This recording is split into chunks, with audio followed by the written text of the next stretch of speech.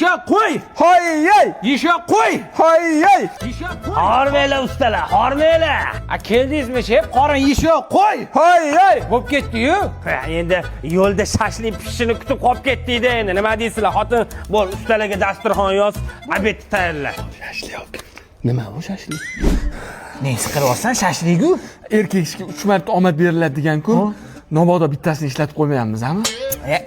Ollaring, menga anaqa qiyma meniki tegmalar, yirtaman tegsalarni. Anu makaronga o'xshargan shashlik.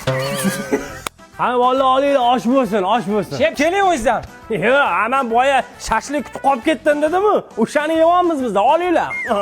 Zato omadimiz o'zimizda qoldi. Davay, ollar. Shef, mana qarang, obkatkadan chiqdi. Devorni nima qilaylik? Aboy qilaylikmi yoki atachentami? Aboy qilasan-da, atachentani nima qilaman? Aboylarga eskirdi. Atachenta olsam. Aboy qil bo'ldi. Men aytganim degan, deganim degan.